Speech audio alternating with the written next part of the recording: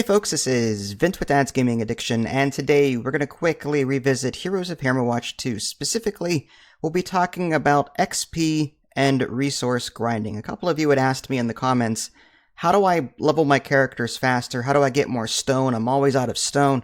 Well, the following will hopefully help you earn XP and resources faster. Just keep in mind, however, that there is progression in this game. You have to keep playing it in order to unlock new things. Blueprints just don't fall from the sky. You have to find them, for example. So with that in mind, let's jump into some tips to help you out.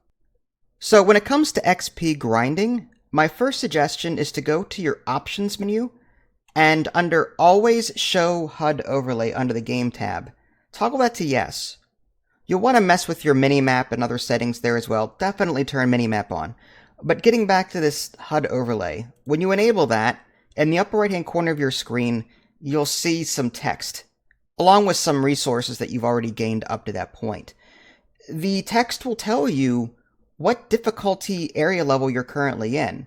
So it might say the Dark Citadel, Dungeon level 1, area level 28. What I try to do is I try to keep my character at that level or at levels below my current level. So if I'm currently level, say, 28 and I want to grind out XP, I might pick areas that are anywhere between, say, 23 and 28. If I try going 29, 30, the enemies become harder to kill and the time invested to kill them just isn't worth it. So my advice is try to find areas that are just below or at your current character level, but keep in mind different classes are squishier than others, so your mileage may vary. You're trying to find that Goldilocks zone between too easy and too hard, but again, that'll change depending on how powerful your character actually is. When it comes to the Tavern, keep in mind that you're not going to have all of these right away. You're going to have to find the recipes for them, there's blueprints, whatever.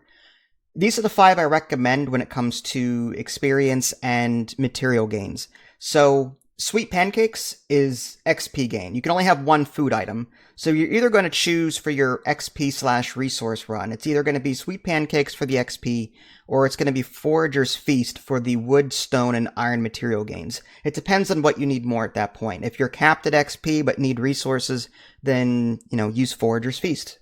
Now, as far as the drinks are concerned, you can have up to 3 drinks. All 3 of these are decent. Keep in mind, these are not viable for, trying to push an NG. This is strictly for a resource run. So you've got Sawdust, which is for wood gain, Prospector's Pride, which is for iron gain, and Crooked Back, which is for stone gain. Keep in mind, Sawdust will reduce your gold gain. I typically don't like that one. I usually don't use Sawdust. I'll find my wood in some other way. It's also the cheapest at the material trader, so you could technically buy it if you need to, but I've never had to do that. At the chapel, you're going to choose one of 2 blessings. And again, this is strictly for an XP/resource run, not for NG pushing. Blessing of Wisdom will get you 25% experience gain, and the Blessing of Wealth will give you 50% gold gain. Keep in mind, not all of these will be available in the beginning. You'll have to upgrade your chapel in order to see some of these, which is why I pushed the chapel so hard in the last video I did. Go check that out if you want to learn what buildings to upgrade first. Be on the lookout for gear that will grant you experience gain. Yeah, there's actually gear in the game, like headpieces and capes, that will grant you experience gain. Now, later on, when you find the enchanter, and assuming you find the recipe for it, you have to find the recipe for each of these things, but if you find the of learning recipe, you'll be able to enchant certain pieces with that XP buff. So if you're going on an XP run, definitely consider switching out your gear for that extra experience buff. Now, I think this is an obvious one, but you newcomers may not know it. In the first Heroes of Hammerwatch, there was a mine shaft, typically before every boss, that you can deposit your crap into to send back to town, and that way if you died, you didn't lose any of it. Well, in this game, you've got the chapel, and it will penalize you for dying, but it won't take away everything. However, if you find the bird, which will randomly spawn in the environment, there'll be a large crack of electricity, and it'll kind of just flow for a bit and then finally settle on one spot, and then the bird will appear. You can send your crap back to town using the bird, so keep an eye out for this particular character. As you make your way through the dungeons and the different levels, you'll come across an NPC trader sometimes, where on occasion, he'll offer you, give up this thing in order to get, say, 69 wood, or 5 stone, or 2 iron, whatever. Take it. If you're on an XP run, take it. If you're NG pushing, you can ignore it, because you'll need every trinket that you have. But if you're just on an XP run, it doesn't matter. You're going to die anyway at some point. Take the resources. Take the resources. And the amount it offers you is before any modifier. So if you can see in the bottom left-hand corner, he offered me 69 wood for my Fire Mastery Healing Flames ability. And after I took that, I got 97 wood because of the modifiers that I had on me via trinkets and the like. So that's 100 wood. That's 100 wood. I'm just saying, it's a lot. So keep an eye out for these NPC traders. If you're on an XP run or a resource run, take the resources. Now, this next approach, I wouldn't recommend to everybody, just because it's very risky to do. And I only do it when I'm like, whatever. But so each map is pretty large, and it takes sometimes an hour to get through an entire run if you bother to look through every single nook and cranny. Rather than do that, just dash past every enemy and look for XP scrolls and resource caches.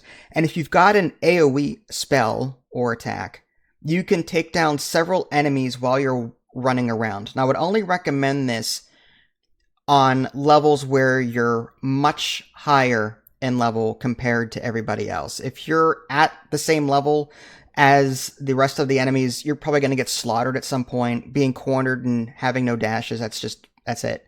But if you, even on the lower levels, do this, and you can get around the enemies and kill them fairly quickly, you'll maybe get lucky and find some XP scrolls and some resource caches and get through that stage within, say, a minute or two.